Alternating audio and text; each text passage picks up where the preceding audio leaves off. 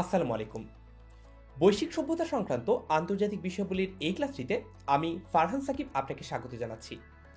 আজকে আমরা পৃথিবীর বিভিন্ন সভ্যতার গুরুত্বপূর্ণ কিছু বৈশিষ্ট্য নিয়ে জানব। আমরা জানব এই সকল সভ্যতা সম্পর্কে, যে সকল সভ্যতা নিয়ে বিভিন্ন প্রতিযোগিতামূলক পরীক্ষায় নানা সময় নানা ধরনের প্রশ্ন এসেছে। চলুন তাহলে দেরি না করে শুরু করা যাক। আমরা একেবারে শুরুতেই জানব বিশ্বের প্রাচীন যে সভ্যতাগুলো রয়েছে সেই সভ্যতাগুলোর অবস্থান সম্পর্কে।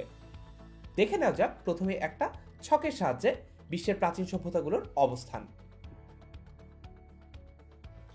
মেসোপটেমীয় সভ্যতা, এর অবস্থান হচ্ছে ইরাকে। মিশরীয় সভ্যতা বলাই বাহুল্য, এর অবস্থান হচ্ছে মিশরে। চৈনিক সভ্যতা, এর অবস্থান হচ্ছে চীনে। সিন্ধু সভ্যতা, এর অবস্থান হচ্ছে ভারত এবং পাকিস্তানের কিছু অংশ জুড়ে। গ্রিক সভ্যতা, এর অবস্থান গ্রিস। রোমান সভ্যতার অবস্থান হচ্ছে ইতালিতে। পারস্য সভ্যতার অবস্থান ইরানে এবং ইনকা সভ্যতার অবস্থান হচ্ছে পেরুতে। অ্যাজটেক সভ্যতা, মায়া সভ্যতা এবং মধ্য আমেরিকা, এই যে সভ্যতাগুলো রয়েছিল এই সভ্যতাগুলোর অবস্থান ছিল মেক্সিকো এবং গুয়েতেমালাতে। তারপর আমরা এখন মেসোপটেমীয় সভ্যতা সম্পর্কে জানব। তবে এই সভ্যতা সংক্রান্ত আলাপের শুরুতেই আমাদের জেনে নেওয়া দরকার আসলে সভ্যতা কাকে বলে। নৃবিজ্ঞানী ইবি টাইলরের মতে সমাজ হচ্ছে মানুষ সমাজের সদস্য হিসেবে অর্জিত বিভিন্ন জ্ঞান, প্রথা, নীতি, আদর্শ, আইন, ধর্ম, আচার অনুষ্ঠান যা কিছু অর্জন ও পালন করে তার একটা জটিল সমন্বয়। আর অন্যদিকে সভ্যতা হচ্ছে সমাজের একটা বহিঃপ্রকাশ, সমাজের বস্তুগত ভিত্তির প্রকাশ। মানুষের সাংস্কৃতিক কর্মকাণ্ডগুলো যেমন জ্ঞান, অর্থনীতি, শিল্প, সাহিত্য, স্থাপত্য ইত্যাদি মাধ্যমে সভ্যতা পর্যায়ক্রমে বিকশিত হয়। সংস্কৃতি বিকাশের প্রথম পর্যায় থেকে সভ্যতার যাত্রা শুরু হয়। মূলত নগর বিকাশের মাধ্যমে সংস্কৃতি বিকাশের সবচেয়ে উন্নত সমন্বয় দেখা যায়। তাই নগরের বিকাশকে সভ্যতার সূচনাও বলা হয়। এখন মেসোপটেমীয় সভ্যতা সম্পর্কে একটু জানি। মেসোপটেমিয়া একটা গ্রিক শব্দ যার অর্থ দুই নদীর মধ্যবর্তী ভূমি। টাইগ্রিস ও ইউফ্রেটিস এই নদীর তীরে গড়ে ওঠে এই মেসোপটেমীয় সভ্যতা। সুমেরীয়, আক্কাদিয়ান সাম্রাজ্য, অ্যাসিরিয়ান সাম্রাজ্য, ব্যাবিলনীয় সাম্রাজ্য, ক্যালদীয় সাম্রাজ্য সবগুলো সাম্রাজ্য এই মেসোপটেমীয় সভ্যতার অন্তর্ভুক্ত। ক্যালদীয় সভ্যতা সর্বপ্রথম বছরকে 12 মাসে এবং সপ্তাহকে 7 দিনে ভাগ করে। সুমেরীয়রা লিখন পদ্ধতি আবিষ্কার করে যার নাম কিউনিফর্ম। গিলগামেশ মহাকাব্য সুমেরীয় সভ্যতারই অবদান। কোড অফ হাম্মুরাবি হচ্ছে বিশ্বের প্রাচীনতম লিখিত আইন। ব্যাবিলনের ঝুলন্ত উদ্যান প্রাচীন পৃথিবীর সপ্তাশ্চর্যের একটি, যা নির্মাণ করেছিলেন ক্যালিডীয় রাজা নেবুচাঁদনেজার। বৃত্তকে 360 ডিগ্রিতে প্রথম ভাগ করে অ্যাসিরীয়রা। আর এই মেসোপটেমীয় সভ্যতার বিখ্যাত শহরগুলো হচ্ছে উরুক, ব্যাবিলন, নিনেভে এবং আক্কাদ। তারপর এখন আমরা একটু জেনে নিব মিশরীয় সভ্যতা সম্পর্কে। নীল নদের তীরে গড়ে ওঠে প্রাচীন মিশরীয় সভ্যতা। আমরা একটু মিশরীয় সভ্যতা সম্পর্কে কিছু বেসিক তথ্য জানি। বর্তমান মিশর সহ উত্তর আফ্রিকা, এশিয়া, ইউরোপের অংশ নিয়ে এই সভ্যতাটি গড়ে উঠেছিল। প্রথম দিকে মিশর ছোট ছোট নগর রাষ্ট্রে বিভক্ত ছিল। এগুলোকে বলা হতো নোম। খ্রিস্টপূর্ব 3200 পূর্বাব্দে মেনেস নামক একজন রাজা সমগ্র মিশরকে একত্রিত করে একটি নগর রাষ্ট্র গড়ে তোলেন। এর রাজধানী ছিল দক্ষিণ মিশরের মেমফিস। বুক অফ ডেথ মিশরীয় সভ্যতার সাহিত্যের আদিমতম নিদর্শন। আপার ইজিপ্ট, লোয়ার ইজিপ্ট, নিউবিয়ান সাম্রাজ্য এগুলো এই সভ্যতারই অন্তর্ভুক্ত। এবং এই মিশরীয় সভ্যতাতেই প্রথম দিনকে 24 ঘন্টায় এবং বছরকে 365 দিনে ভাগ করা হয়। এদের যে লিখন পদ্ধতি তাকে বলা হয় হায়ারোগ্লিফ, যা লেখা হতো প্যাপিরাস এবং নলখাগড়ার উপর। প্রাচীন মিশরের রাজাদের বলা হতো ফারাও, যেটার সাথে আমরা অনেকেই পরিচিত। রাজা খুফুর পিরামিড প্রাচীন পৃথিবীর সপ্তাশ্চর্যের একটি, যা মিশরের গিজাতে অবস্থিত। এই মিশরের পিরামিডগুলো ছিল মৃতদেহ সংরক্ষণের একটি স্থান। তারা বিশ্বাস করত মৃত্যুর পরেও জীবন রয়েছে। মিশরীয় সভ্যতার অন্যতম বিখ্যাত ভাস্কর্য হচ্ছে স্ফিংস। স্ফিংসের গঠন হচ্ছে, এটি দেখতে দেহটি হচ্ছে সিংহের মতো, কিন্তু এর মাথা ছিল ফারাওদের। ফারাওদের আভিজাত্য ও শক্তির প্রতীক ছিল এই স্ফিংস বা স্ফিংসের মূর্তি। ভ্যালি অফ দ্য কিংস এর অধিকাংশই পিরামিড দ্বারা আচ্ছাদিত। মিশরীয় সভ্যতার বিখ্যাত শহর হচ্ছে আলেকজান্দ্রিয়া, থিবস, মেমফিস। আর মিশরীয় সভ্যতার বিখ্যাত শাসক হচ্ছেন ক্লিওপেট্রা, ফারাও অথবা ফেরাউন দ্বিতীয় রামেসিস এবং তুতেনখামেন। তারপর এখন আমরা জানব চৈনিক সভ্যতা নিয়ে। ওয়াংহো ও ইয়াংসিকিয়াং নদীর তীরে গড়ে ওঠে এই চৈনিক সভ্যতা। হান সাম্রাজ্য, সুং সাম্রাজ্য, মিং সাম্রাজ্য, চিং সাম্রাজ্য, এই যে সাম্রাজ্যগুলো আছে এগুলো চৈনিক সভ্যতার অন্তর্ভুক্ত।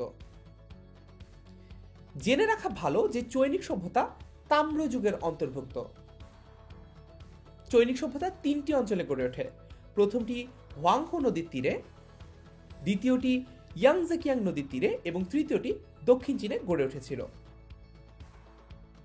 কনফুসিয়াসের দর্শনকে বলা হয় কনফুসিয়ানিজম। এই যে কনফুসিয়াস, তিনি কে ছিলেন? তিনি ছিলেন চৈনিক ইতিহাসের একজন প্রভাবশালী দার্শনিক। তিনি খ্রিস্টপূর্ব 551 সালের 28 সেপ্টেম্বর জন্মগ্রহণ করেন। কনফুসিয়াস মূলত নীতিবাদী একজন দার্শনিক ছিলেন। কনফুসিয়াসের অনুসারী ছিলেন মেনসিয়াস। এই কনফুসিয়ানিজমের পাশাপাশি আরও একটি মতবাদ চীনে চালু রয়েছে। চীনের প্রাচীনতম দার্শনিক হচ্ছে লাও ত্সে। তার মতবাদ তাওবাদ নামে পরিচিত। এই যে চৈনিক সভ্যতা, সেই সভ্যতারই একটি অবদান হচ্ছে সুনজু লিখিত দ্য আর্ট অফ ওয়ার, যে বইটি এখনও আমরা দেখতে পাই। এটি যুদ্ধবিদ্যা বিষয়ক একটি প্রাচীন বই। চৈনিক সভ্যতারই আরও অবদান হচ্ছে ঘড়ি, আগ্নেয়াস্ত্র ও গান পাউডার, এবং তার পাশাপাশি তারা কাগজও আবিষ্কার করেছিল। একত্রিত চীন সাম্রাজ্যের প্রথম সম্রাট চিন শি হুয়ান, যিনি গ্রেট ওয়াল অফ চায়না নির্মাণে গুরুত্বপূর্ণ ভূমিকা রাখেন। চৈনিক সভ্যতার বিখ্যাত শহর হচ্ছে পিকিং বা বর্তমান বেইজিং। হুই এবং উইঘুর চীনের মুসলিম সম্প্রদায়। তারপর এখন আমরা জানব সিন্ধু সভ্যতা সম্পর্কে। সিন্ধু সভ্যতা প্রাচীন উপমহাদেশের সবচেয়ে প্রাচীন সভ্যতা। এর অবস্থান ছিল ভারতে। হিন্দুস্তান নামের উৎপত্তি হয়েছে সিন্ধু থেকে। তাছাড়া সিন্ধু সভ্যতা ছিল ব্রোঞ্জ যুগের এবং এটি ছিল একটি নগর সভ্যতা, যা গড়ে উঠেছিল সিন্ধু নদের তীরে। হরপ্পা ও মহেঞ্জোদারো এই সভ্যতারই অন্তর্ভুক্ত ছিল। মহেঞ্জোদারো একটি সিন্ধি ভাষা, যার অর্থ হচ্ছে মৃতের ঢিবি। আমরা একটু জেনে নেই যে সিন্ধু সভ্যতা থেকে এখন পর্যন্ত কি কি গুরুত্বপূর্ণ প্রত্নবস্তু উদ্ধার করা হয়েছে। হরপ্পা ও মহেঞ্জোদারোর উভয় নগরেই পাকা নর্দমা ছিল। শহরে 2-3 তলার বাড়িও লক্ষ্য করা যায় এবং প্রতিটি বাড়িতে ছিল চৌবাচ্চা সহ গোসলখানা। অর্থাৎ তাদের নগর পরিকল্পনার সুস্পষ্ট ছাপ আমরা দেখতে পাই। এই সভ্যতার মানুষরা বাটখারা দিয়ে ওজন মাপত এবং হাড় ও পাথরের তৈরি বিভিন্ন সিলমোহর পাওয়া গিয়েছে এই সভ্যতা থেকে। পাকিস্তানের পাঞ্জাব ও সিন্ধু প্রদেশেও এটি অবস্থান ছিল। 1922 সালে জন মার্শাল, দয়ারাম ও রাখাল দাস বন্দ্যোপাধ্যায় এটি আবিষ্কার করেন। এই যে সিন্ধু সভ্যতাটি রয়েছে, এটি অনার্য বা দ্রাবিড়দের দ্বারা প্রতিষ্ঠিত। তারপর এখন আমরা জানব গ্রিক সভ্যতা সম্পর্কে। হেলেনিক সভ্যতা বলা হয় গ্রিসকে, কারণ গ্রিসের পূর্ব নাম হচ্ছে হেলাস। গ্রিসের প্রধান শহর এথেন্সে যে সংস্কৃতি গড়ে উঠেছিল তাকে হেলেনিক সংস্কৃতি বলা হয়। এই হেলেনিক সংস্কৃতি থেকেই হেলেনিক সভ্যতার উদ্ভব। মিশরের আলেকজান্দ্রিয়া ও এথেন্সের হেলেনিক সংস্কৃতির মিশ্রণে তৈরি হয় হেলেনিস্টিক সংস্কৃতি। নগর রাষ্ট্র এথেন্সে পৃথিবীর প্রাচীনতম গণতন্ত্র প্রতিষ্ঠিত হয়েছিল, যার প্রবক্তা ছিল সোলন। এখন আমরা একটা ছোট্ট ফ্লোচার্টের মতো দেখতে পাচ্ছি। দেখা যাচ্ছে সক্রেটিসের পর প্লেটো, প্লেটোর পর অ্যারিস্টটল এবং অ্যারিস্টটলের পরে হচ্ছে আলেকজান্ডার। কারণটা হচ্ছে সক্রেটিসের ছাত্র ছিলেন প্লেটো, প্লেটোর ছাত্র ছিলেন অ্যারিস্টটল এবং অ্যারিস্টটলের ছাত্র ছিলেন আলেকজান্ডার। সক্রেটিসের একটা বিখ্যাত উক্তি হচ্ছে নো দাই সেলফ।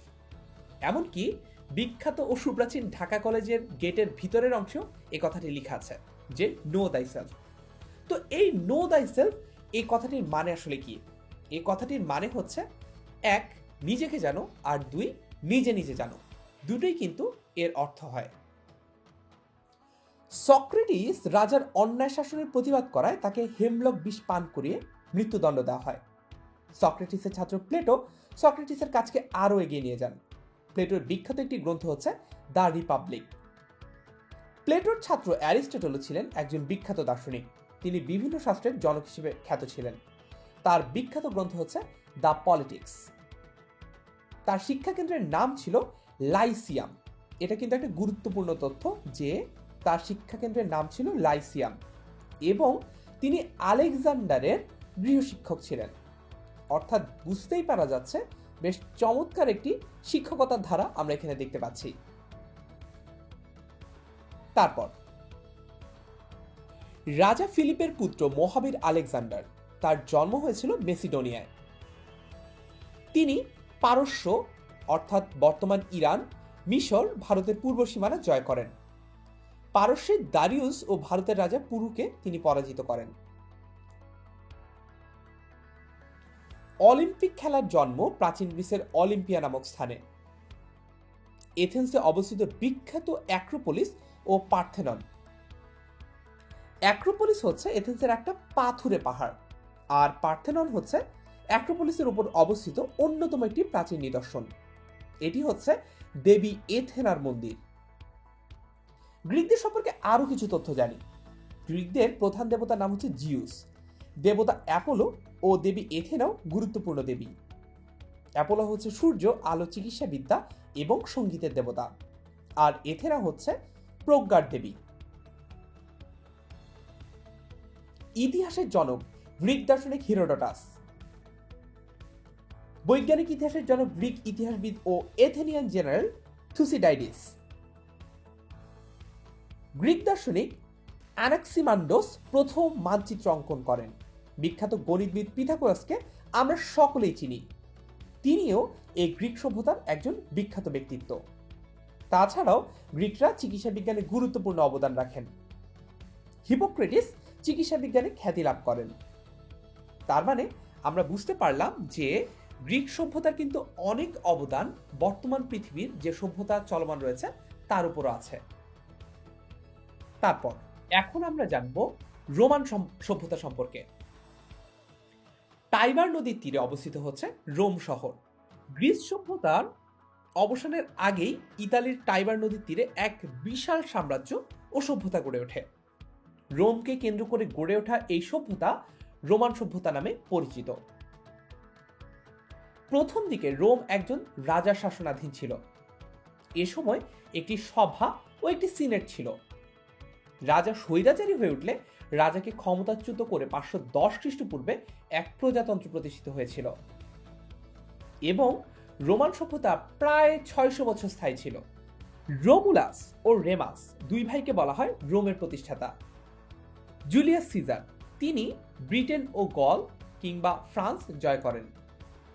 জুলিয়াস সিজার রোমান সভ্যতার একজন বিখ্যাত রাজা হিসেবে পরিচিত। ভেনি ভিডি ভিসি, এই যে কথাটা, এটার সাথে আমরা অনেকেই পরিচিত। এর অর্থ হচ্ছে এলাম, দেখলাম, জয় করলাম। এই তথ্যটা বা এই উক্তিটা প্রথম করেছিলেন জুলিয়াস সিজার। রোমান সংসদকে বলা হতো সিনেট, যে শব্দটার সাথে আমরা এখনো পরিচিত। রোমান রিপাবলিকের আমলে সিনেট ছিল রাষ্ট্র ক্ষমতার মূলে। জুলিয়াস সিজার সিনেটের ক্ষমতা খর্ব করতে চান, এই ভয়ে তাকে হত্যা করে ব্রুটাস। সিজারের ভাতিজা অক্টাভিয়ান পরবর্তীতে অগাস্টাস সিজার নাম করে সম্রাট হিসেবে দায়িত্ব নেন। অগাস্টাস সিজারের শাসনামলের সবচেয়ে গুরুত্বপূর্ণ ঘটনা হচ্ছে এই সময় যীশুখ্রিস্টের জন্ম হয়। রোমান সাম্রাজ্য ভাগ হয় দুই ভাগে, পশ্চিম রোমান সাম্রাজ্য যার রাজধানী হচ্ছে রোম এবং পূর্ব রোমান সাম্রাজ্য যার রাজধানী হচ্ছে কনস্টান্টিনোপল বা বর্তমান ইস্তাম্বুল। সম্রাট কনস্টান্টাইন এর আমলে খ্রিস্ট ধর্মে দীক্ষা অনেকে লাভ করতে থাকে। মহাকবি ভার্জিল এই রোমান সভ্যতার একজন কবি। তার বিখ্যাত মহাকাব্য হচ্ছে ইনিড এবং বাইজেন্টাইন সম্রাট জাস্টিনিয়ান সর্বপ্রথম সম্পূর্ণ রোমান আইন সংকলন করেন। তারপর এখন আমরা জানব পারস্য সভ্যতা সম্পর্কে। বর্তমান ইরানে গড়ে ওঠে পারস্য সভ্যতা। আর্য জাতির বিভিন্ন গোত্র খ্রিস্টপূর্ব 1500 অব্দের দিকে ইরানের মালভূমিতে বসতি স্থাপন করে। মিশরীয়, ব্যাবিলনীয় এবং মেসোপটেমীয় সভ্যতার অ্যাসিরীয় এবং ক্যালদীয় অংশ দ্বারা এই সভ্যতাটি প্রভাবিত ছিল। আকিমেনিদ সাম্রাজ্য, সাসানিদ সাম্রাজ্য, সাফাভিদ সাম্রাজ্য এই সভ্যতার অন্তর্ভুক্ত। পারস্য সভ্যতার প্রধান ধর্ম ছিল জরথুস্ত্রবাদ, প্রচারক ছিলেন জরথুস্ত্র। এই ধর্মমতে দুই ঐশ্বরিক শক্তির দ্বন্দ্বের মধ্য দিয়ে পৃথিবী ও জীবন পরিচালিত হয়। আহুরা মাজদা মঙ্গলের আর আহরিমান অমঙ্গলের শক্তি। তাদের ধর্মগ্রন্থের নাম ছিল জেন আবেস্তা। এই যে শাহনামা, এই মহাকাব্যটির লেখক ছিলেন ফেরদৌসি। ফেরদৌসি পারস্যের সম্রাট মাহমুদ গজনভিকে এই শাহনামা উৎসর্গ করেন। পারস্য সভ্যতার বিখ্যাত শহর হচ্ছে পার্সিপোলিস, টেসিফন, ইস্পাহান। বিখ্যাত শাসক হচ্ছেন সাইরাস দ্য গ্রেট, দারিউস এবং জার্জিস। সম্রাট দারিউস পার্সিপোলিসে একটি প্রাসাদ নির্মাণ করেন। পারস্যের নাদির শাহ 1739 সালে ভারত আক্রমণ করে দিল্লি থেকে কোহিনূর ও ময়ূর সিংহাসন লুট করেন। তারপর এখন আমরা জানব খুবই বিখ্যাত একটা সভ্যতা সম্পর্কে, তার নাম হচ্ছে ইনকা সভ্যতা। ইনকা শব্দটার অর্থ হচ্ছে সূর্যের সন্তান বা son of the sun. Inca সাম্রাজ্য দক্ষিণ আমেরিকার একটি প্রাক কলম্বিয়ান সাম্রাজ্য। ধারণা করা হয় ইনকা সাম্রাজ্যের মানুষরা আমেরিকার অন্যান্যদের মতোই বেরীয় প্রণালী পার হয়ে এশিয়া থেকে আমেরিকা মহাদেশে পা রেখেছিল। কালক্রমে নানাভাবে বিভক্ত হয়ে এরা আমেরিকা মহাদেশের বিভিন্ন স্থানে বসতি স্থাপন করে। ইনকা সভ্যতার অবস্থান ছিল দক্ষিণ আমেরিকার পেরু, ইকুয়েডর, বলিভিয়া ও চিলিতে। ফ্রান্সিসকো পিজারোর নেতৃত্বে স্প্যানিশ বাহিনীর আক্রমণে এই ইনকা সভ্যতা পরাজিত হয়। ইনকা সাম্রাজ্যের শেষ সম্রাটের নাম হচ্ছে আতাহুয়ালপা। ইনকা সাম্রাজ্যের সম্রাটদের আনুষ্ঠানিকভাবে বলা হতো সাপা বা সাপা ইনকা। প্রাচীন পৃথিবীর সপ্তাশ্চর্য মাচু পিচু, যেটি পেরুতে অবস্থিত, সেটি ইনকা সাম্রাজ্যের একটি নিদর্শন। তারপর এখন আমরা জানব অ্যাজটেক সভ্যতা ও মায়া সভ্যতা সম্পর্কে। এই মায়া সভ্যতাও কিন্তু খুবই রহস্যময় একটা সভ্যতা, কারণ এমন একটা সময় তারা পুরো পৃথিবীর জ্ঞান বিজ্ঞানে এত বেশি অগ্রসর ছিল, যেটি কিনা অনেক সময় অনেকের মধ্যে অনেক কৌতূহল জাগিয়ে তোলে। অ্যাজটেক সাম্রাজ্য ছিল সমসাময়িককালের মধ্য আমেরিকার সবচেয়ে সমৃদ্ধ ও ক্ষমতাধর শক্তি সমৃদ্ধ একটা সভ্যতা। আজকের মেক্সিকো সিটি যেখানে, সেখানে প্রাচীন অ্যাজটেক সাম্রাজ্যের গোড়াপত্তন হয়। এটি গড়ে ওঠে মধ্য আমেরিকার মেক্সিকো, বেলিজ, গুয়েতেমালা এবং হন্ডুরাসে। আর তার পাশাপাশি অ্যাজটেক জাতি ছিল সুসংহত, কৃষি প্রধান ও ধর্ম নিয়ন্ত্রিত। 13 শতকের প্রথম দিকে এরা উত্তর দিক থেকে এসে মেক্সিকো উপত্যকায় বসতি স্থাপন করে। মেক্সিকো উপত্যকা ও তার আশপাশের সকল অঞ্চলে তারা প্রথমে বেশ কয়েকটি স্বাধীন নগররাষ্ট্র প্রতিষ্ঠা করে। এইসব ছোট ছোট নগররাষ্ট্রগুলো ছিল মূলত রাজতান্ত্রিক। হার্নান কর্তেজের নেতৃত্বে স্প্যানিশ কনকুইস্টদের আক্রমণে এই যে সভ্যতাটি সেটির আসলে পতন হয়।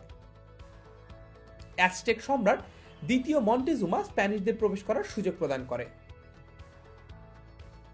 এবং অ্যাজটেক সম্রাট দ্বিতীয় মন্টেজুমাকে গ্রেফতার করে স্প্যানিশরা এবং স্প্যানিশ রাজার বশ্যতা স্বীকার করতে বাধ্য করে। এই সভ্যতার রাজধানী ছিল টেনোকটিটলান, যেটি বর্তমান মেক্সিকো সিটি।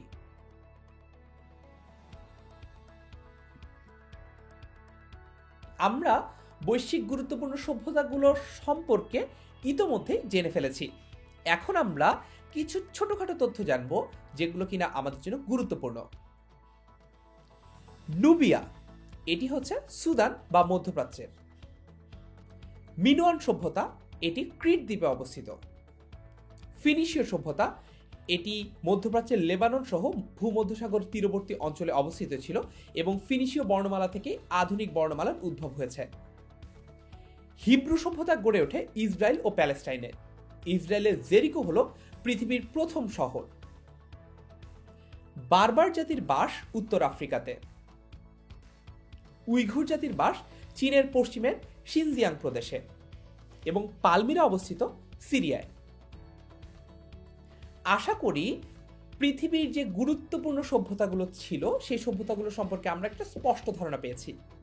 এই সভ্যতাগুলো নিয়ে আমরা যখন জানছিলাম তখন একটা জিনিস হয়তোবা আমরা অনেকেই লক্ষ্য করেছি যে প্রত্যেকটা সভ্যতায় গড়ে উঠেছে কোনো না কোনো নদীর পাশে।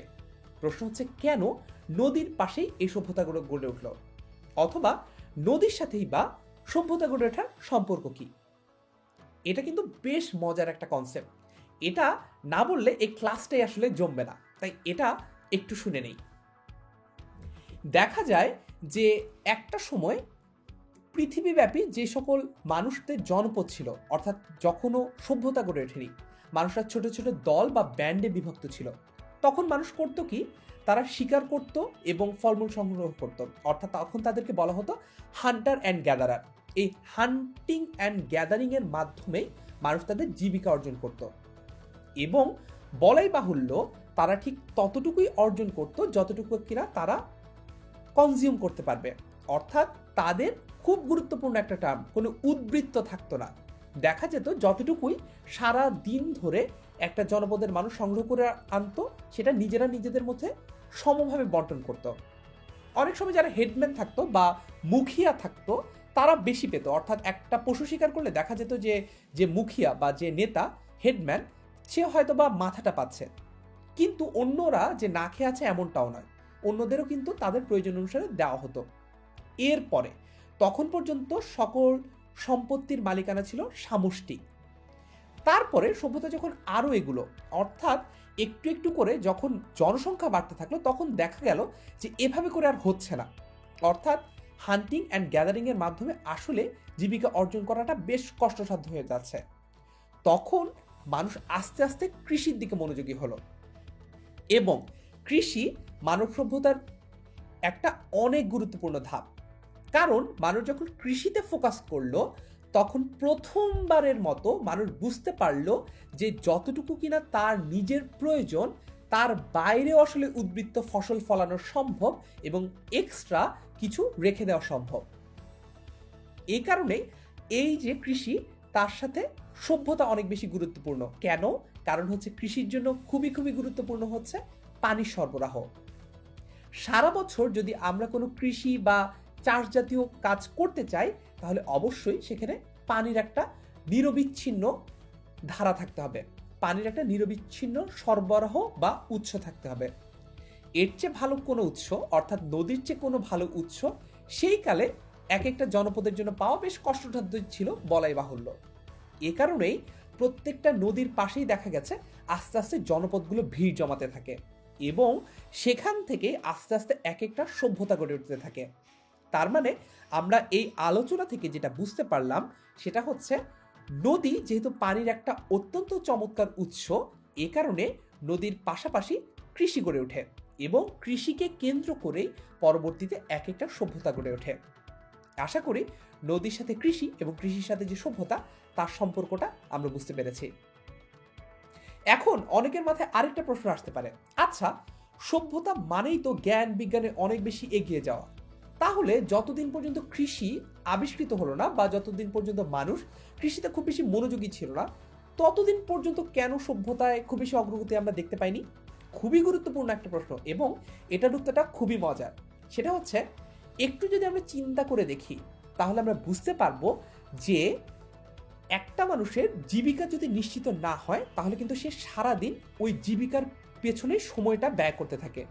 অর্থাৎ আমি যদি আজকে জানি যে আমার জীবিকাটা নিশ্চিত নয়, অর্থাৎ আমি যদি দিনের বেলায় জানি যে রাতের বেলা যদি খাবার জোগাড় করতে হয় বা রাতের বেলা যদি আমাকে খাবার খেতে হয় তাহলে সারাদিন আমাকে তার পিছনে পরিশ্রম করতে হবে, এই চিন্তাটা যদি আমার মাথায় থাকে, অবশ্যই অবশ্যই তখন কিন্তু আমার জ্ঞান বিজ্ঞান সাধনার সময়টা অনেক কমে আসে। অর্থাৎ তখন আমার পুরো সময়টা, পুরো মনোযোগটা এবং পুরো শ্রমটা আমি ব্যয় করতে থাকি কিসের পিছনে? অবশ্যই খাবার বা জীবিকা অর্জনের পিছনে। এ কারণেই যখন মানব সভ্যতা কৃষিতে মুভ করলো তখন দেখা গেল সবার আসলে কৃষিকাজে সময় দিতে হচ্ছে না, কারণ কৃষিকাজ এমন এক ধরনের ব্যবস্থা যেখানে হয়তোবা 10 জন মিলেই 100 জনের খাবার উৎপাদন করতে পারে। তো প্রশ্ন হচ্ছে, বাকি 90 জন তখন করবে কি? তখন তারা বিভিন্ন জ্ঞান বিজ্ঞান সংক্রান্ত কাজগুলোতে আরো বেশি সময় দিতে পারলো, আরো বেশি তারা সেখানে নিজেদেরকে আত্মনিয়োগ করতে পারলো। এই কারণেই দেখা গেল যে কৃষিতে যখন মানব সভ্যতা ফোকাস করলো তখন সভ্যতা তরতর করে সামনে এগিয়ে যেতে থাকলো। আশা করি এই কনসেপ্টটিও আপনার কাছে পরিষ্কার। এতক্ষণ আমার সাথে থাকার জন্য আপনাকে অসংখ্য ধন্যবাদ। দেখা হচ্ছে পরবর্তী ক্লাসে। আল্লাহ হাফেজ।